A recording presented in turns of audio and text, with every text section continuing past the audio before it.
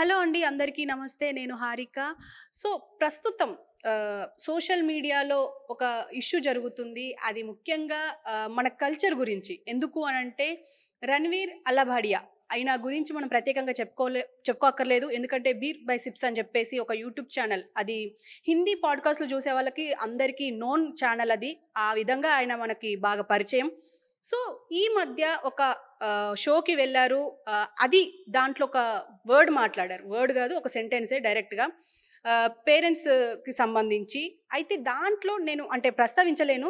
అది social media follow అయ్యే వాళ్ళకి ఆయన ఏమన్నారు అనేది ఈవెన్ ట్విట్టర్ చూసే వాళ్ళకి కూడా తెలిసిపోతుంది.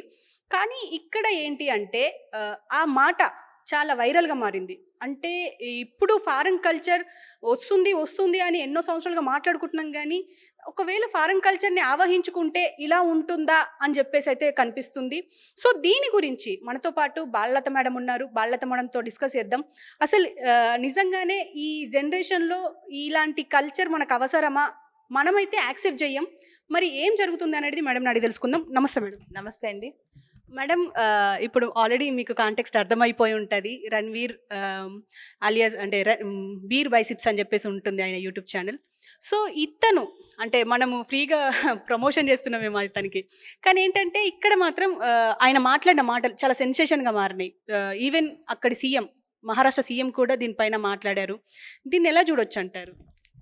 ఇలాంటి కాంటెక్స్ట్ అనేది ఫారెన్ కల్చర్, విదేశీ విశృంఖల సంస్కృతి అండి అది. మనం తల్లిదండ్రులకు ఒక డిగ్నిటీ యాక్స్ ఇస్తామన్నమాట. ఫారెన్‌లో ఎలా ఉంటదంటే ఆహ్, ఒక తల్లి, తండ్రి వెళ్తుంటారు. 10 మంది పిల్లలు ఎనకాల ఉంటారు. తల్లికి ఇంకొకరితో పుట్టిన పిల్లలు, తండ్రికి ఇంకొకరితో పుట్టిన పిల్లలు అందరూ కలిసి వెళ్తుంటారనమాట. ఇండియాలో ఎన్ని కష్టాలున్నా మన పేరెంట్స్, తల్లిదండ్రులు ఒకటిగా ఉండి జీవితాంతం ఆ పిల్లల్ని ప్రతి స్థాయిలో పెంచుతారు.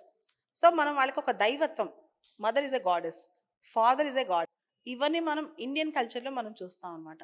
కానీ వెస్ట్రన్ కల్చర్‌లో అక్కడ రకరకాల కామిక్ షోస్‌లో కానీ, రకరకాల పాడ్‌కాస్ట్‌లో కానీ పేరెంట్స్, వాళ్ళ సెక్షువల్ లైఫ్ ఇవన్నీ మాట్లాడటం అక్కడ కామన్.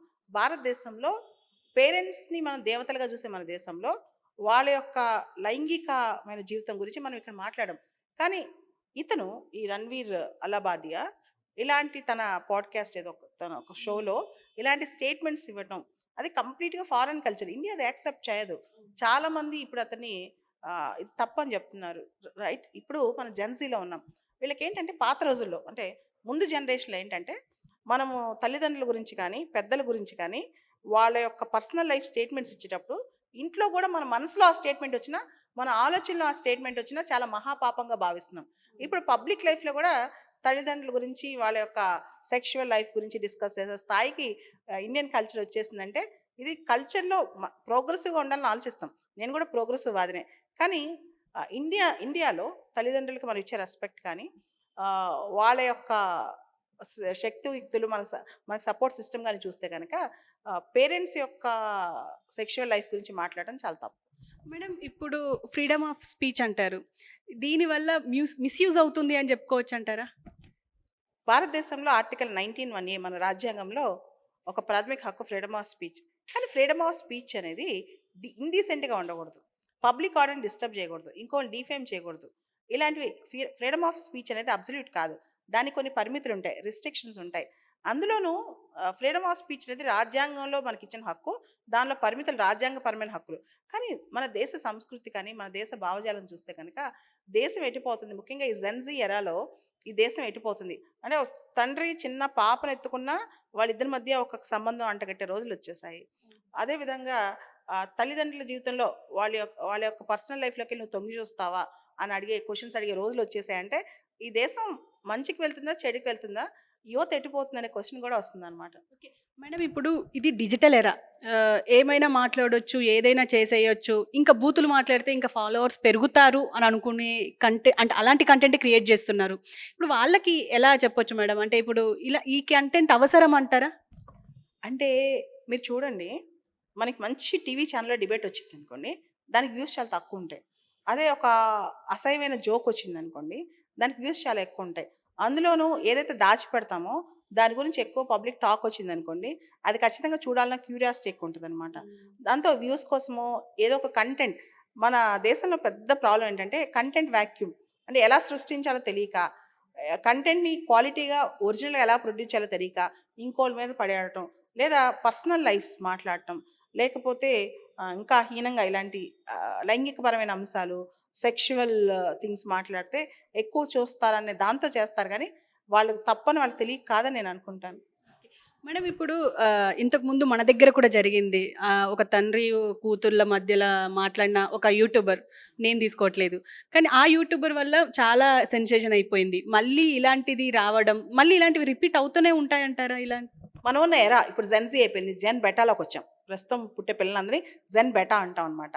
ఈ జెన్ బెటాలో గూడా మనం చూస్తే అంటే ఇది వాళ్ళకి చాలా కామన్. అంటే ఆహ్, పెళ్లి కాకముందు కలిసి ఉండటాలు, లేకపోతే లివ్ ఇన్ రిలేషన్‌షిప్స్, లేకపోతే ఇలాంటివి మాట్లాడుకోవడాలు, ఈవెన్ తల్లిదండ్రుల గురించి మాట్లాడుకోవడాలు ఇలాంటి అంశాలు.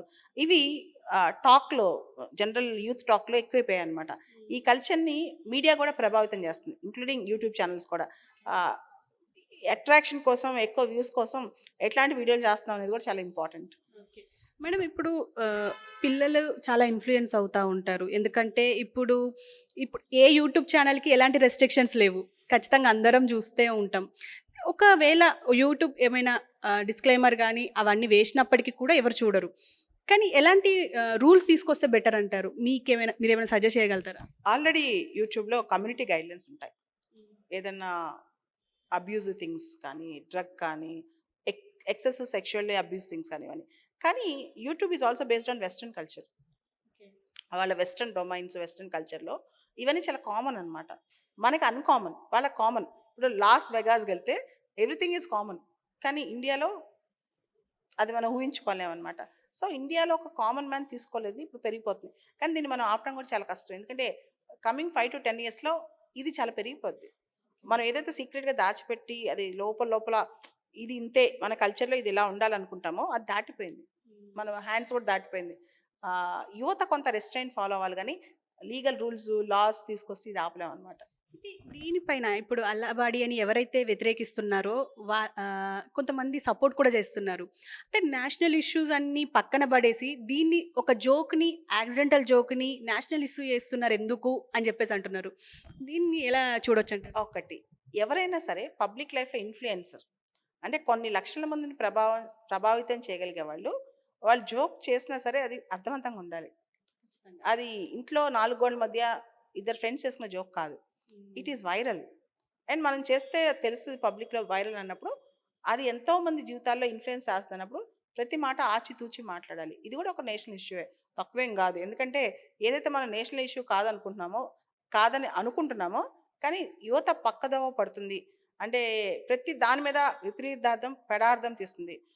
ఎక్కువ డబుల్ మీనింగ్ అంటాం. డబుల్ మీనింగ్ వచ్చే అంశాలు ఇవన్నీ కూడా ఎక్కువైపోయినాయి యూత్ యూత్ కల్చర్‌లో. దానికి ప్రధానమైన కారణం సోషల్ మీడియానే మళ్ళీ.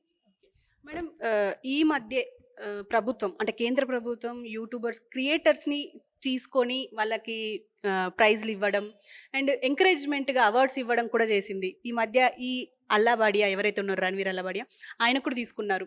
కొంతమందికి ఇన్స్పిరేషన్‌గా ఉండాలి. కానీ ఇలా చేసేసరికి మొత్తం రివర్స్ అయిపోయింది. యూట్యూబ్ క్రియేటర్స్ అనేవి అసలు యూట్యూబ్ అనేదే కొత్త సంచలనం, విప్లవం అని చెప్పొచ్చు. యూట్యూబ్ ద్వారా ఎంత మార్పైనా తేవచ్చు. ఈవెన్ నేను కూడా యూట్యూబ్ చేస్తా ఉంటాను. యూట్యూబ్‌లో పాజిటివిటీ పెంచాలి. అంతేగాని యూట్యూబ్‌లో చెత్త మాత్రం తీసుకురాకూడదు అంటాను. చాలా చెత్త కూడా 90% చెత్తే వస్తుంది. అబద్ధాలే వస్తున్నాయి. అంటే ఫేక్ న్యూస్ ఎక్కువ స్ప్రెడ్ అవుతుంది ఒరిజినాలిటీ కన్నా. ఇవన్నీ పక్కన పెడితే అశ్లీలం, తర్వాత లైంగిక అంశాలు, తర్వాత డీమీన్ చేసేవి, కమ్యూనల్ వయలెన్స్ ఇలాంటి చాలా పెరిగిపోతున్నాయని నా ఉద్దేశం. మేడం ఇప్పుడు మనం